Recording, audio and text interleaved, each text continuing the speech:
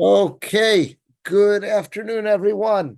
Hope that you're well. Today is Wednesday. It is the 5th of February. I don't know where time is going, but it's the 5th of February. We're getting ready for Parshas Beshalach, otherwise known as Shabbos Shira. This is the week of the Shira, of the singing of the Song of the Sea, after the Kriyas Yamsuf, after that miraculous event of the splitting of the sea. I want to share with you today three Divrei Torah that I think you'll find enlightening and will enhance your appreciation of the Parsha. We're going to be using, I've been looking at in the last couple of weeks, this new set of Sfarim I had received called Meged Yosef. This is a grandson of Rav Sorotskin. So Rav Sorotskin from the Znaim LaTorah. This is a grandson of his. His name is Rabbi Yosef Sorotskin. He's probably in his 70s, maybe even 80s, and he lives in Telstone. I asked my brother, living in Telstone, if he's still, thank God, if he's still with us. And he said, yeah. And he actually gave me his email address. I reached out to him last week, letting him know that we're enjoying his sefer and that we're sharing some of it. He was very grateful. He responded, and he was so happy to hear that his Divrei Torah are enlightening, and helping us appreciate the Parsha more out in Memphis, Tennessee. So we're going to look at three pieces that he had this week that I thought are very interesting. So let's see. At the beginning of the Parsha, right before the splitting of the sea, so Paro's army are drawn closer. Remember, the Jews, after the 10 plagues, they've been told to leave, and now they're on their way. However, the Egyptians have a change of heart, and they want to pursue them, and they're catching them. They think they're trapped because the Jewish people are now right by the sea in front of them. Either side is the wilderness. Behind them is the Egyptian army in hot pursuit. So the pasuk says, we're in chapter 14. That's Parak Yud Daled, and we're on pasuk Yud. The pasuk says as follows. Oops, just let me get that there. Uparo hikriv. Paro drew close. Vayusu b'nei Yisrael seinehem. The Jewish people lifted their eyes. Vine Mitzrayim nosea achareim. And all of a sudden they take it in and they say, whoa, the Egyptian army is pursuing. They're behind us. Vayru ma'od. They became very, very nervous. They were terrified over this. Vayitzaku b'nei Yisrael el Hashem. And this causes Am Yisrael to cry out to God, saying, help us, save us. So Rashi quotes the Medrash that picks up on an interesting term in that pasuk. If you see, it says Paro Hikriv, Paro drew near. How many people are Paro? One. So it makes sense. Hikriv is singular. Paro drew near. And then it says Vayishu b'nei Yisrael senehem v'hinei, and then they see Mitzrayim, the Egyptians, nosea achareim, are advancing or pursuing them. If Mitzrayim is plural, instead of nosea, what word should be used? Nosim. It should have said in a plural expression that the Egyptians are chasing after them. Why does it say nosea, which is singular? So Rashi, quoting the Medrash rather, says nosea acharem. Why is it singular? Belev echad k'ish echad, because they were so united. The Egyptian people, they had one heart and they were like one body pursuing the Jewish people. They had the same goals of destroying the Jewish people. Now, we see that term and it sounds very familiar. Before we go further, anyone know where does this sound so familiar? Har Sinai, next week's Parsha. In Parshas Yisro, look at the next pasuk we have there. It's in chapter 19, so that's in Parak Yud Tes.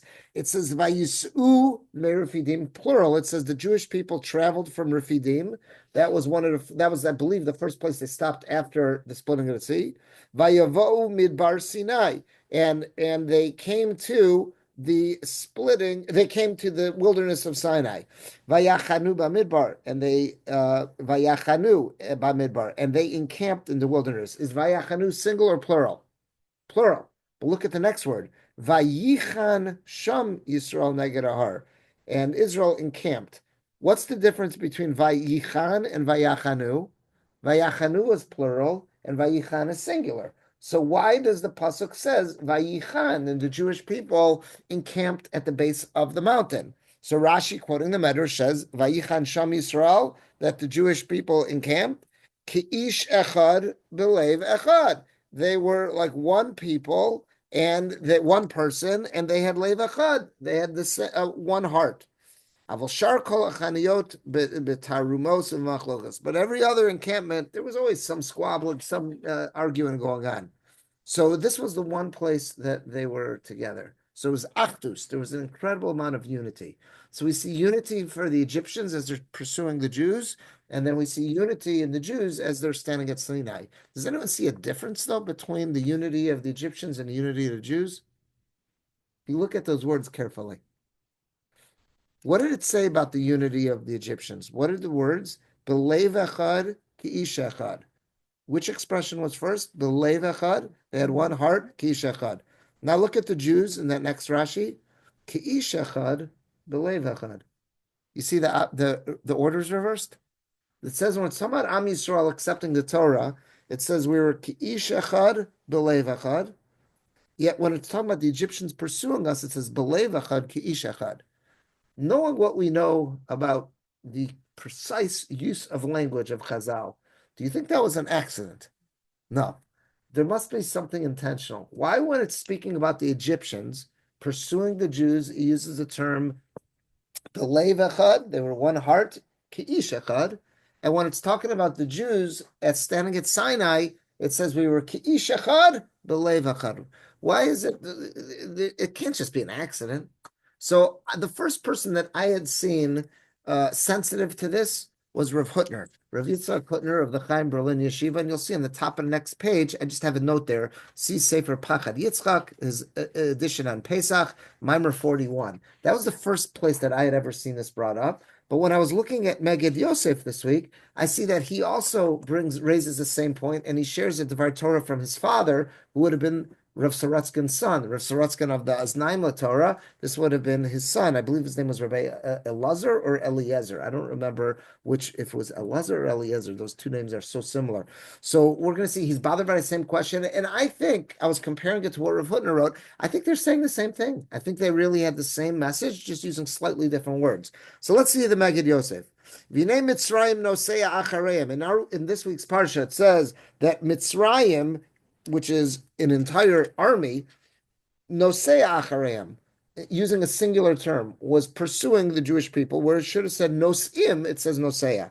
Perish Rashi quoting the Medrash says, belev echad, it was like they had one heart, and it was ki'ish echad. They were like one person. So it's belev echad, they were one heart, one person. Vinela Kaman, he says, whoa, that sounds familiar. Look a little bit later, next week's Parsha in Yisro, Kasuv, when it's writing about Bnei Yisrael encamping at Har Sinai, it says, Vayichan Sham Yisrael Neged Ahar, and which is plural, is singular rather, Vayichan. Perish Rashi, there Rashi says, Ke'ish echad belev echad. Different order. It says that also the Jewish people were Ke'ish echad, like one body, belev echad, with one heart. We really need to examine this. Why did Chazal switch the order? This couldn't have been an accident. They were so precise with their words. Sheitzel Mitzrayim, when it comes to the Mitzrayim, it says, Hiktim Rashi, V'kasav, and it's not Rashi, it's quoting the Medrash, and the Pasuk says, I'm sorry, Rashi, V'kasav, and Rashi writes, quoting the Medrash, B'lev echad lifnei ish echad. When it's talking about the Egyptians, we put lev echad before ish echad. V'ilu etzel Yisrael, and when it's talking about the Jewish people, Rashi hiktim, Rashi quoting the Medrash writes, ish echad lev echad. Ish echad comes before lev echad. Why is the order reversed? Ubir, so there's an abbreviation for Avi, Adoni, Mori, Varabi. So he says, my father, my teacher. So that would have been, again, I don't remember if his name was Rav Elazar or Eliezer Sorotzkin. So that was the son of the Aznaim Torah. He says, here's the way my father would raise this question. He says, and here's the way my father would answer it. Shebezeh chiluk Yisrael me'umos olam. There's a very big difference between the Jewish people and the other nations of the world. Umos ha'olam, the other nations of the world, b'mehusam nifradim heim kol echad la'atzmo. Their very nature, they're not a united entity. The Irish are just not a united people. Every now and then they might find something to unite about.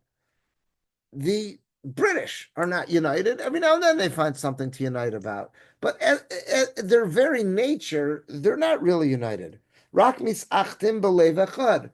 They every now and then find that they have the same heart, they have the same interests.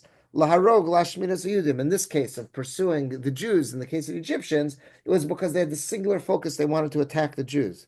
The Nimtza, so what does it come out? Shabalev echad, it's only because every now and then they find a common interest. Osim, that in other words, that common interest comes first, and that turns them into osam leishachad. That brings unity. Because they have a common interest, every so often the nations of the world will find a common interest. That'll bring them all together. They all rally around their team at the Olympics. Okay, that brings them all together. But it's Ba'atzim, in their true nature, they're really not a united entity.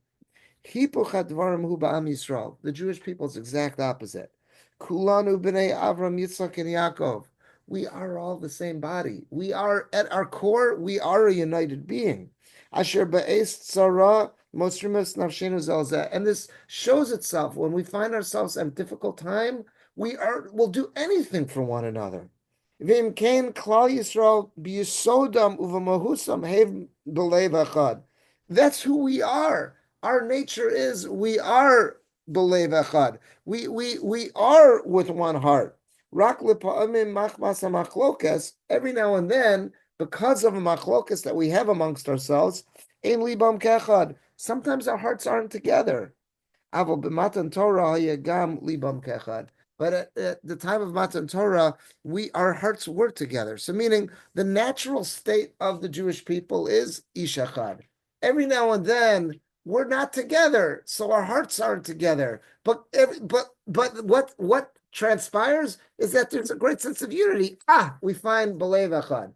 But what comes first is ishachad. We are one entity. We know that's who we are. Every now and then we're one family. Every now and then, unfortunately, rifts occur, and we find ourselves in different areas. But when trouble strikes, we're all together. We're b'leiv echad again. So about Klal Yisrael, we'd say ishachad. We are by nature. We're one entity. We're one body. We're one wholesome unit. Unfortunately, every now and then we're so caught up with divisiveness. But when we all get together, it's ishachad. We are one body. That's who we are, b'leiv echad. And now we got our hearts united. He's saying the nations of the world, it's the opposite. They're not one body. They really aren't. By their basic nature is they're not be'achdos. Every so often it happens. They get a leiv echad scenario where they all have a common interest, and then they'll all schlep along to be k'ish echad. So that's why here when describing the nations of the world, it says the leiv echad first, and then it says, as a result of them all finding some common ground, now they're k'ish echad. As opposed to Am Yisrael, when it comes to Am Yisrael, we are ish echad. That's who we are. Unfortunately, we get caught up in machlokas and we become splintered. But when we could repair that, then we're all b'leiv echad again. But we always were ish echad. So he's saying there's something different. It's like, in a certain sense, we're united and we're just waiting for all this fog to go away and bring back that clarity to bring us together, because that's who we are. We are one family. And if you look at smaller units, just look at a family. It's easy to see this in a family unit, and then you say, okay, that's what Klal Yisrael is. Think about it as a family amongst your siblings. You're one entity. You really are. We are one family. Every now and then we get in a squabble about something, but when we can get past that, we're back to being that one group. That's how we are as Am Yisrael, as a larger family. We are one family, and we know that. Unfortunately, we get sidetracked by these divisions, and that breaks us up. But when we can have Leiv Echad, then we're back to Ishachah. We're back together. But the Ishachah comes first because that's who we are as an entity. I think it's something that you see that's fascinating, and you see this every now and then. You don't find other nations of the world responding to the needs of their larger family the way we do. Look how we respond to Jews that we've never met, but we know that they're part of Am Yisrael. They're part of it. Have you ever seen, I don't know, have you been seeing Ukrainian organizations here in America who have their, ancestry going back to Ukraine, any Ukrainian social clubs that are collecting funds, whatever it is, to help? I don't know. Maybe they're out there. I'm just not aware of it. Maybe they're not getting the press that we're not hooked into the same press junkets that we know of the Jewish ones. But it just seems there's something that is so powerful amongst this familial entity that exists amongst Klal Yisrael. Maybe it's because we're a small nation. Whatever it is, it's there and it's so strong. And it's almost just like waiting to express itself. It's so sad that it's something that it usually takes tsaros to bring that lev echad, to bring it together. It would be wonderful if we could find reasons and opportunities that we can express that lev echad without tsaros. But that's what he says. And I was looking at Rav Hutner. He's also the first one that I ever saw raise this question, and I think he uses different wording. I think he pretty much answers the same idea too. Is that it's just the way it is. There's it's more natural amongst Am Yisrael to have achdus, and okay, we get sidetracked based on Narishkeit stuff, and then it takes something to bring us back together. But it's not a natural phenomena to have achdus amongst other nations of the world. That's what the change in the order, what that signifies. I think that's a very interesting message and something that we can be proud of. That there is this natural sense of achdus, but it also means I look at it as an opportunity.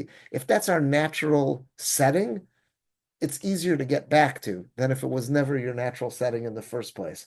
And again, amongst all the tragedy of this past year and a half plus, I think that's something that we all noticed and we all became aware of, is that this inherent achdus and this feeling of responsibility and this love that we have for one another, it's something that has expressed itself, and I think we've taken pride in. Again, it's so unfortunate that it took such a terrible tragedy to bring this out, but I think it's something that we've all felt. Okay, let's look at a second piece from this Meged Yosef that I thought was very interesting on the Parsha. So on page 2, so this is just a little bit later in the Parsha. It says this is still before the splitting of the sea. So it says Vayavo bein Machane Mitzrayim bein Machane Yisrael.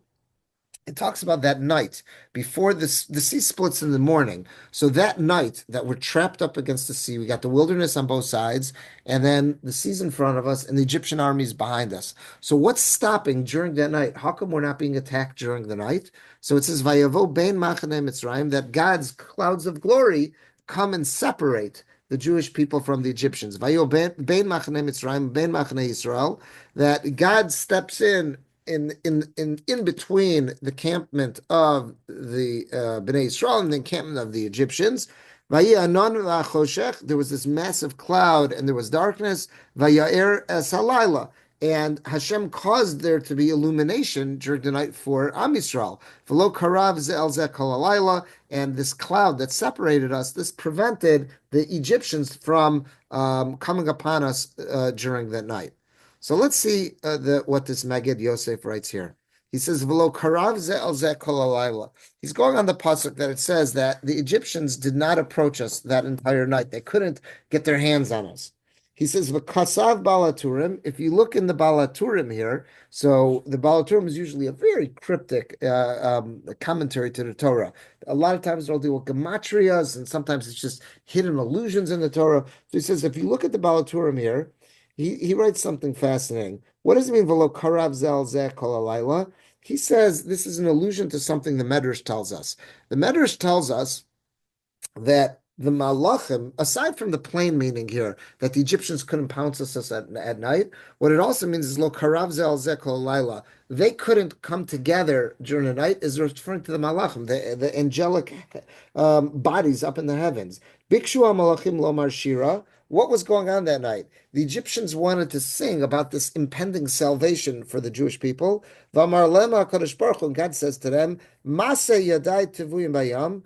My creations are drowning in the sea. Again, this is the night before, so it hasn't happened yet. So if the Baal Turim is sticking this here, it means that the angels want to sing about what's about to occur. And God says, what do you mean? They're about to drown? V'atem omrim shira? It's not appropriate. You're going to sing shira now? This my handiwork is about to be executed. Now's not the time for shira. That's what God tells the malachim. So he says, Kvar amdu hamafarshim. Many of the mafarshim ask the following question. Ala nekuda nifla. This is an astonishing concept. Mitzad echad, on the one hand, l'malachim lo niten lomar shira. God does not allow the angels up on high to sing shira. Mishum masa yadai tovim bayam, because he says to them, "Come on, my handiwork is drowning in the sea." V'ilu klal Yisrael. But what about the Jewish people? Why do we call this Shabbat Shira? Because they sang. So not only did we sing and was it okay, but God loves our song. We're saying it every day. It's part of our davening. But how do we sing? It's moments after. And what happened to this concept of Masa Yadai Tavuim Bayam? That they're also my handiwork, and they were just obliterated in the sea. God just told the angels it's not appropriate to sing. Why is it okay, and why is it praiseworthy? Did not subjugate. So we're going to see exactly what Abby's suggesting is, I would say, the most common answer to this question, and he's going to quote that in a second, is that the Malachim weren't subjugated. Correct. For Malachim who are outsiders, absolute outsiders, you got no right to sing. My handiwork's drowning. The Jews who were subjugated, their lives were made miserable. They were brutalized by them. They've got full right, and for them it's praiseworthy. That's the most common answer. He's going to quote that. Good. He says, not only was it okay for the Jews, but they were praised for this. So he says, all the commentators ask this question, is that why does God say Masei Yadai Tvuyim Bayam to the angels, but he doesn't say it to the Jews? So he says, Mekubala Taretz, the most common answer is, Mishum Shebnei Yisrael Atzmam Nirdafu v'nis yasru al yidei Mitzrayim. What Abby was suggesting is that the Jewish people were subjugated by the Egyptians. They were brutalized by them. They were pursued. They were killed by them. L'chein hutar lahem lismoach b'mapal asam. Therefore, it's okay for them to rejoice in the downfall of the Egyptians and to sing Shira. Because that joy that they're expressing is the joy of salvation. So he says, Masha enke malachim, as opposed to angels. Shelo savlu tachas yedei Mitzrayim. They never suffered at the hand of the Egyptians. Therefore, God's telling the angels, Einer she'im l'smach b'mapal asam. You have no right to rejoice. You didn't have skin in the game.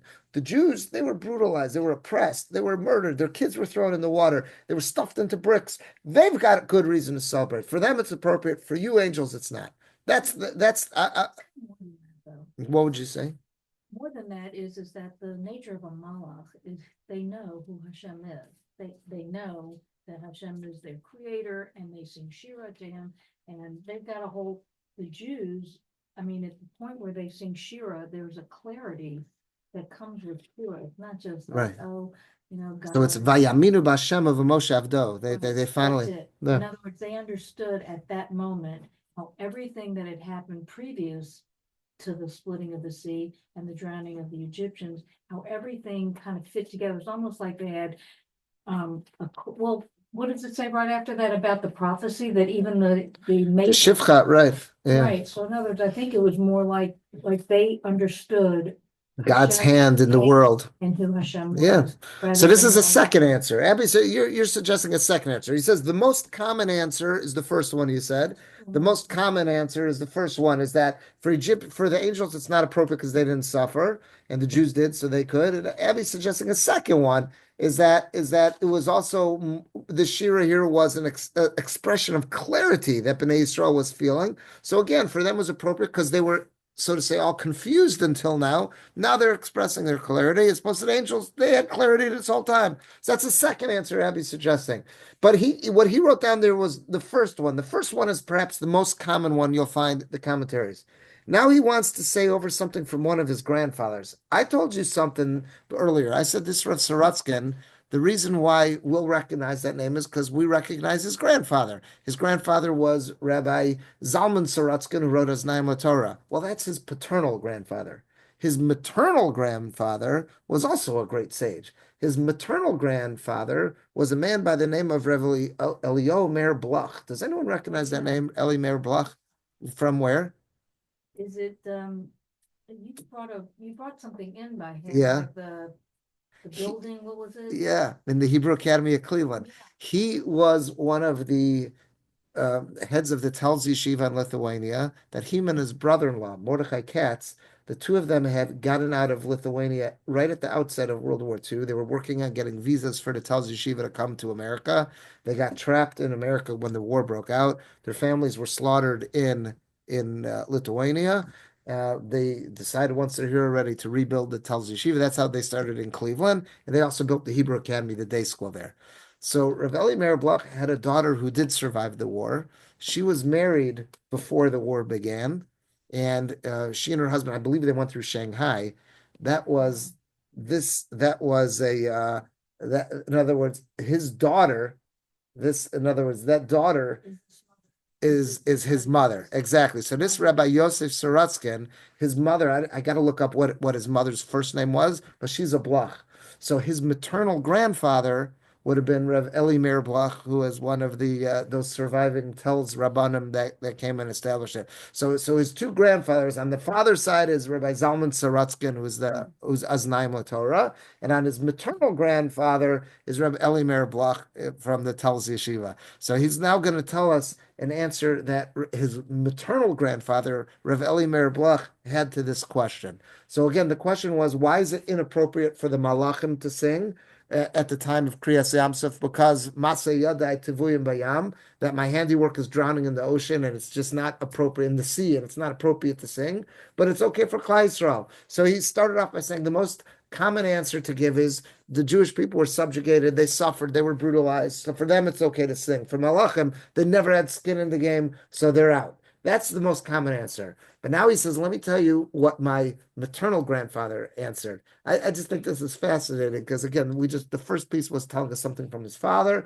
Now he's telling us something from his maternal grandfather. It could be stuff that was never in writing. He's saying this was something that they spoke out at a family simcha or something. And if it wasn't for him putting this in print, maybe we would never know about this. So he says here, he goes, I want to tell you what my maternal grandfather, he goes, Uzakeni, my grandfather, this is the abbreviation, Hagon Rav Eli Meir Blach, Zatzal. So that was this Rav from Telz who came and reestablished the Telz Yeshiva in Cleveland. So he says, Bir b'derech acher. He answers this in another fashion. Look at this very interesting idea. Malach, when it comes to angels, Al af rom malaso, despite how great and lofty an angel is, yesh bo hatzimtzum, it has a certain limitation. She'en shnei hergeshim yicholim limtso etzlo achsanya bebas achas. An angel is absolutely singular focus. An angel doesn't multitask. An angel has one job, has one role to fulfill, and has not just one role to fulfill, it only has one thought process at a time, you might say. It's just absolutely single focus. In a certain sense, it's like a golem. You think about a golem. He's really good at that job, but that's his only job he could do. He can't multitask. That's it. He says angels, they may be great, they may be powerful, they don't have free will, but they have one job to do. They're not like humans that can have a mix of feelings. They've only got one feeling. So it says they only could express one hergish, one emotion at a time. Sharei kol kulo, the entire entity. What is an angel? Hu ashlichu she'osek bo. It's the job that it was tasked with. An angel is an agent of God. God gave it a specific mission. It's limited. As great as an angel is, lofty, as powerful it is, it's not as dynamic as a human mind is. An angel is absolutely single focused. V'im shlichu sohu lomar shira. If an angel's task is to sing shira, mitok simcha al atzalas Yisrael, because it's happy about the salvation of Jews, az bos zman, at that time, lo yuchal gam lahargish atfus al shemasi yadai tvimayam. It's incapable of, at the same time, while it's expressing some joy, to feel anything about, there's some human beings who are dying right now. Yisrono shel adam. What's the advantage of a human being? God is, we sometimes think, angels are so much greater than us. Rav Bloch saying is that we're the pinnacle of creation. We're so much, we might not be as powerful as angels. We're not as spiritually attuned, you might say, as them. They could see things, sense things we can't. They might have an ability to get close to Hashem where we in our earthly bodies, we can't. But we're the pinnacle of creation. When God created us, he gave us more powers than angels. Yisrono shel adam, what's so advantageous? What do we have over angels? Sheyecholim lekonen belibo. In our one hearts, we can feel shtei regashos shonim. We can have conflicting thoughts. the off social bisman, even though it's not just I multitask and I could be thinking two different thoughts. I can have opposing thoughts at the same. I can have opposing feelings. How many times have we been at a simcha? And my father-in-law used to always say this. So you would make a l'chaim on Shabbos, like after his fish, before he had the rest of the meal. He would always make a little l'chaim, and he had a whole litany of Yiddish brachas that he would say, and I can't repeat them because Yiddish isn't my first tongue, but it was like a symphony. He would go down this list of Yiddish blessings every time he made his l'chaim, and one of them that he always said towards the end, he would say, gesund nachas and parnasa, we should all have good health and nachas from the family and parnasa and livelihood, and then he would say neshamas should have aliyahs, of all the relatives, and one of them was always at the end he would say machen simchas mit the freilichen herzig, that we should make simchas with a completely full and a happy heart. And he says, why? Because so often he goes, you make a simcha, and as much as you want to enjoy the simcha, you can't because there's someone that you really love and care about that's not there. Someone that you really love and care about who passed away within the last year or two, who it would have meant the world for her, for him to have been there, and you can't. Or you got someone who's so sick, and as much as you want to enjoy this, I can't because something is weighing on my mind. And that's not making a simcha mit the freiliche herzig, with a really completely happy heart. So he would always say at that we should make simchas mit the freiliche herzig, with a completely happy heart, without mixed feelings. And that's because we've all been in that feeling, but in that situation before, that we've got conflicted feelings. I'm so happy right now, but at the same time, something is weighing on me, so I can't tap into full happiness. That's the way humans are wired. God made us, we're so complex. We can not only multitask, we can have conflicting feelings at the same time. I'm so happy, but I'm so sad. I'm so happy, but I'm so sad. At the same time, we could have that. That's how God made us. We're much more complex than angels. So he says, Lakach, therefore, Ha'adam Yachol Lomar, Shira mitoch simcha al hatzalaso. Therefore, God says it's appropriate for you, humans, you can sing simcha about the fact that you're saved. V'yachad, why? Because I know about you. Yachad imzeh, at the same time you're singing Shira, you also feel the pain that there are humans who are being lost. Yachad imzeh, because at the same moment, lahargish as a tsar shel masa yadat v'mayam, you're capable of feeling God's pain. God says, listen, some of my creations made horrible decisions in life. Therefore, they're being punished. They're being lost. They're being taken out of this world. You humans, you can be sensitive to that. You can have your finger on both buttons at the same time. Angels can't. So for Jews, it's appropriate for you to sing Shira. Why? Because you can feel that simcha at the same time, be sensitive to something that's going on in my mind in terms of that pain of Masa Yadai Tvuyim Bayam. Simcha Muhula Be'etzev, having absolute joy, Be'etzev, at the same time feeling sadness and pain. Ushnei Meshamshim Bo Baravuya. That's something that a human is capable of. A human is capable of having these conflicting emotions going on at the same time. Ulakach, therefore, Rak b'nei Yisrael harshu lo shira v'lo malachim, and that's why he says from Zayda, from Rav Blach. That's what he says. That's why God says for Jews, for you humans, it's appropriate to sing shira because while you're so happy, you can still be, you can feel there's something inside of you that it registers that there's something to be upset about. That so many human beings have made a bad mistake, and I got to take them off the stage. They're being lost. Angels, they can't do that. They're too single-minded. They're too focused. They're not able to multitask. So I think that's a beautiful understanding, another approach to the understanding this answer. And what I love about this is that we sometimes have this misconception out there that we as human beings, with all of our failings, with all of our trials and tribulations, our ups and our downs, we sometimes shortchange ourselves and we think that on the big totem pole, angels are better than us. It's not the case. God gave us tools that angels don't have. And it's a question about if we can maximize our potential. But he gave us capabilities that angels just aren't in the same ballpark as us. And here's an example of them. I was thinking of another example of conflicting emotions, and I remember this feeling this like during COVID when we finally started having our outdoor minyanim again. And every now and then I kept a couple pictures. I really want to forget that whole COVID experience. There's so much about it that I just want to forget about. What a miserable time, miserable, miserable time. But there's one thing, a couple things about it that that were really impressed me.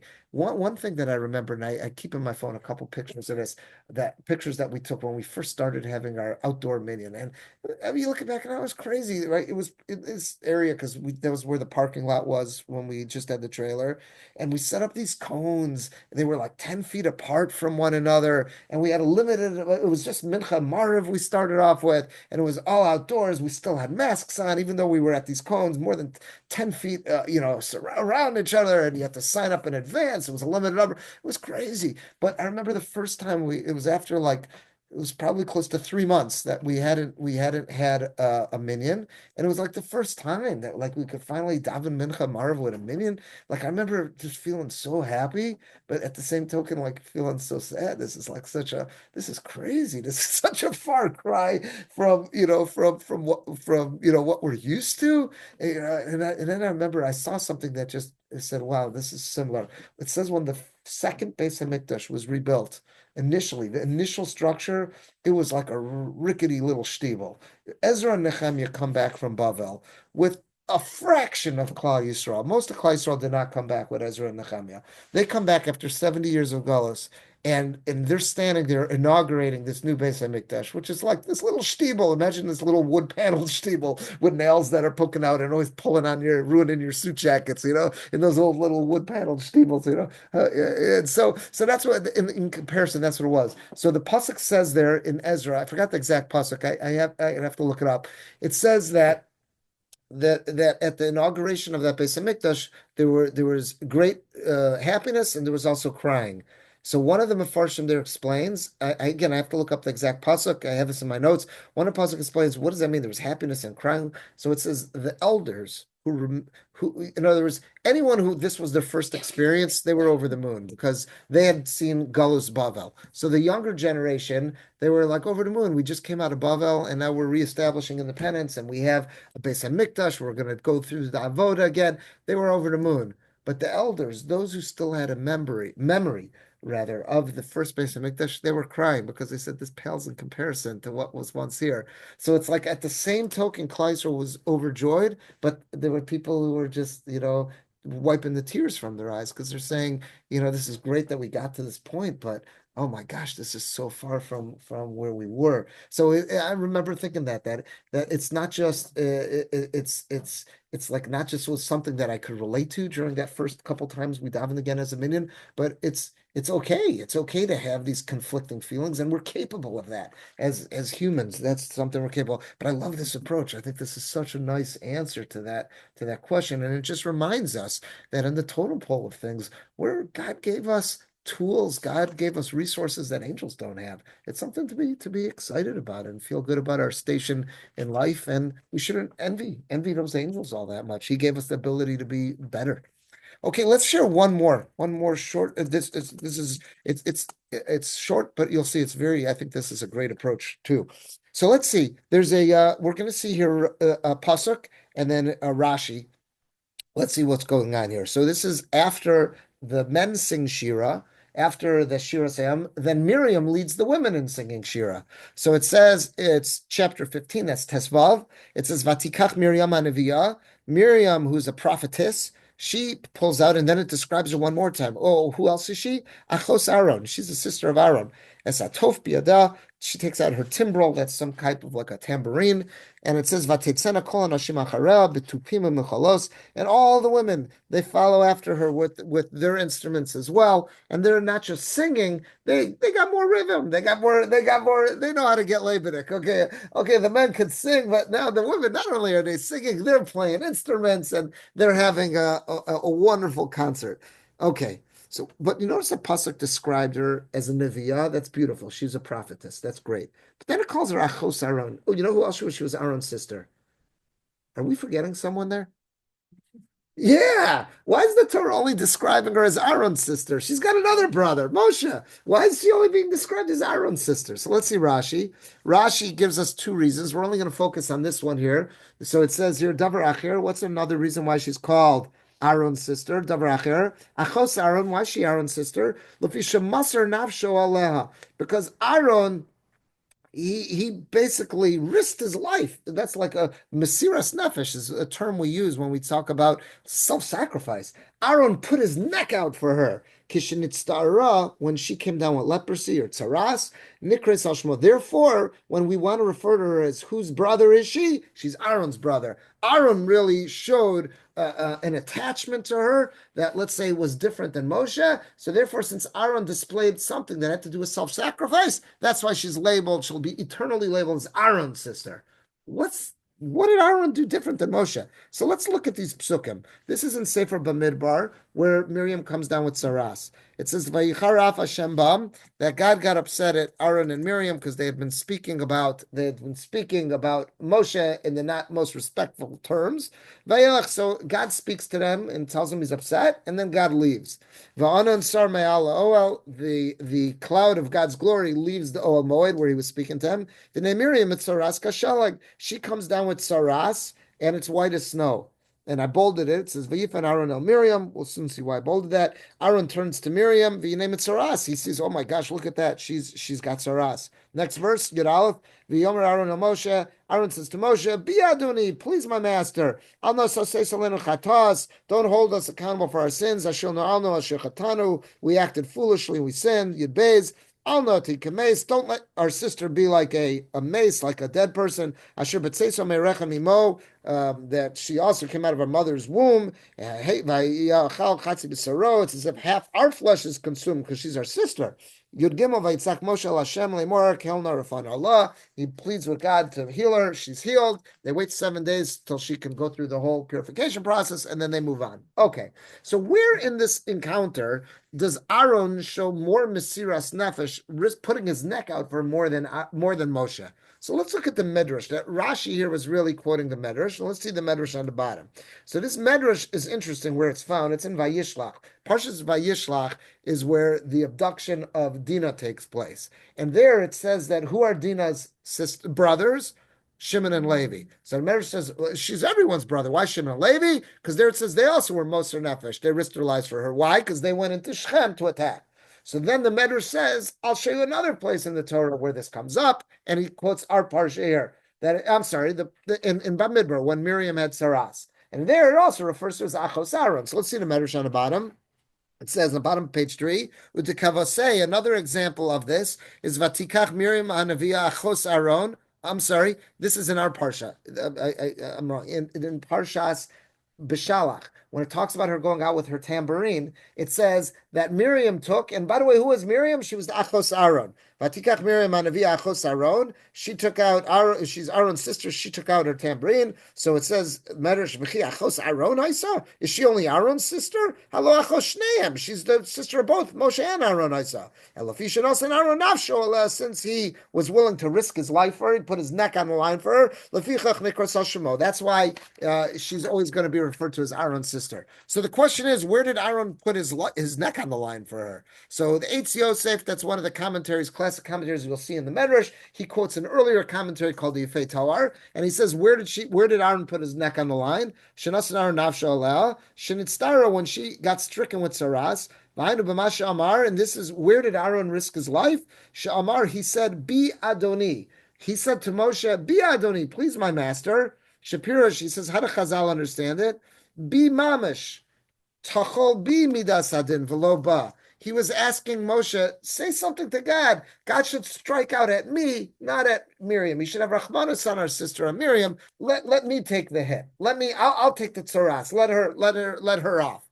So there, wow, that shows real Mesiras Nefesh. He was saying, take me instead of her. You know what I was sounded very familiar? I was just reading about one of the guys. There was a woman who was arrested for praying outside an abortion clinic, and she was just pardoned when Trump became president.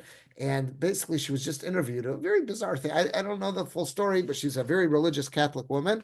And her husband was saying, he begged the government, she was in her 70s, and she has a whole bunch of health conditions. He begged the government, when they came to arrest her, please arrest me instead, because I don't think she could handle jail, but I could. And they were saying, this has never happened before, that we've ever heard a spouse say something like this. So in a certain sense, I was thinking of that because it was just in the news recently. I was thinking about that when I saw this. So that's how he wants to learn the Mesiras Nefesh. But let's just see, what, 2 more minutes? 2 more minutes? Yeah. Yeah, so he's saying they're called the Torah, though, is written at the end of Moshe's life. God's telling him what words to use, and he's saying, call her Achos Aaron. Why? This has all already happened. In other words, the Torah wasn't written in real time. The Torah is written at the end of Moshe's life. God's dictating to him what to write down about the last 40 years. And he tells him, when you get to this incident, transcribe it as she is the sister of Aaron.